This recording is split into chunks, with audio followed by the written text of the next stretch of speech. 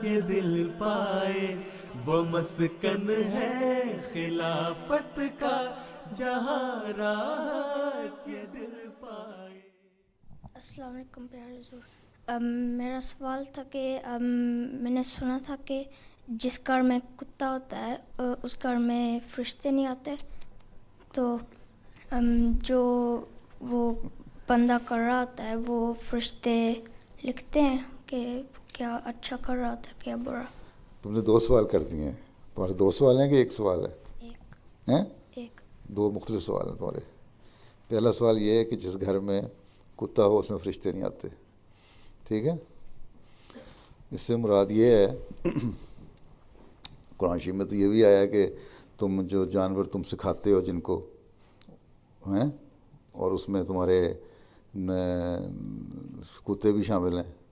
شکار کے لیے سکھاتے ہو اور شکار پکڑ کے لائیں تو وہ کھانا جائز ہے، ٹھیک ہے؟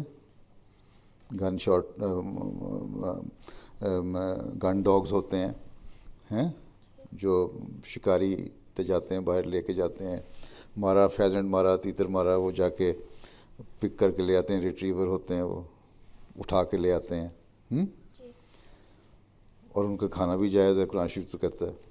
ٹھیک ہے؟ پھر حدیث میں آیا کہ جو اس طرح پکڑ کے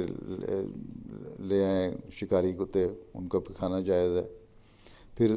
یہ بھی واقعات ملتے ہیں صلی اللہ علیہ وسلم کے زمانے میں کہ بہت بڑے بڑے جو بکریاں اور بھیڑ پتہ نا کیا ہوتی ہے، شیپس، اور بکریاں گوٹس ٹھیک ہوتی تھیں، اور ان کے چرانے والے لوگ جاتے تھے، جس طرح ابھی اس نے سوار کیا نا، بچے چراتے تھے بڑے بڑے جن کے ہوتے تھے ریوڑ ہوتے ہیں بہت بڑے بڑے، 100-200 کے قریب بھیڑ بکریاں ہیں، اس کو ریوڑ کہتے ہیں، چرانے جاتے تھے، چرانے والے کتے بھی رکھا کرتے تھے، شیپرڈ ڈاگ کہلاتے ہیں وہ، اب بھی کہلاتے ہیں شیپرڈ ڈاگ، وہ ساتھ ساتھ ان کے ہوتے تھے، اور وہ نگرانی رکھتے تھے بکریوں بھیڑوں کی۔ بلکہ وہ لوگ جو مسلمان تھے سارے،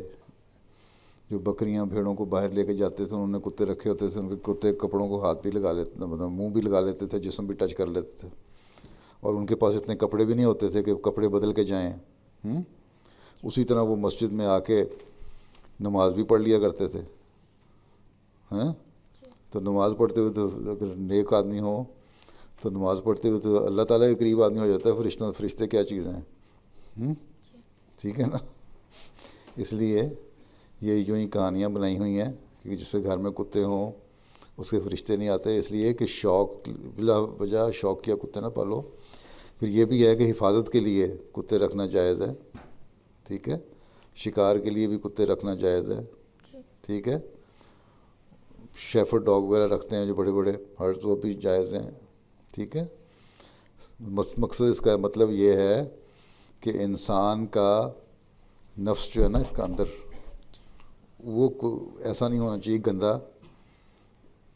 کہ جس میں وہ کتوں کی خصلتیں پائی جائیں جو صرف دوسروں کو نقصان پہنچاتے ہیں اور کاٹتے ہیں، ٹھیک ہے؟ اگر تم نیک ہو اور کسی مقصد کے لیے کتے رکھے ہوئے تو کوئی حرج نہیں، گھر میں بھی رکھے ہوئے نا حفاظت کے لیے حرج نہیں، لیکن یہ منع ہے کہ تم گھر کے اندر لے آؤ ان کو، باہر بناؤ پین اس میں رکھو، وہیں ان کو کھانا ڈالو، وہیں ان کو پانی دو، لیکن اگر گھر کے اندر لے آؤ، تمہارے صوفوں کے اوپر بیٹھ جائیں، تمہارے قالین پہ بیٹھ جائیں، تم جان نماز کی جو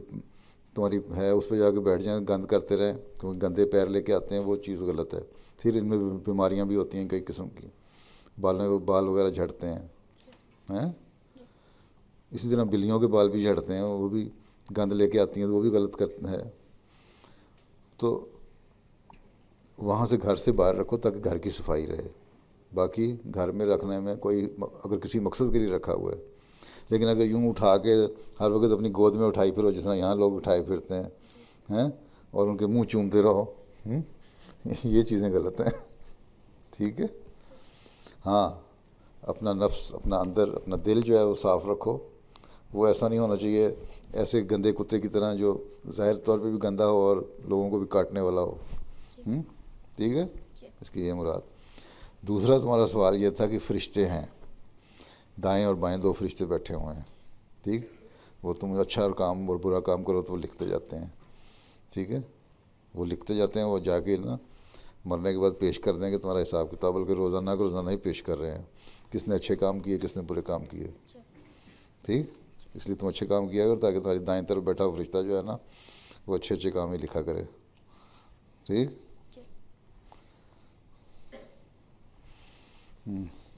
عبدالواسع تم نے کافی دیر سے کھڑا کیا ہوا، یہ دل پائے وہ مسکن ہے خلافت کا، جہاں راحت یہ دل پائے۔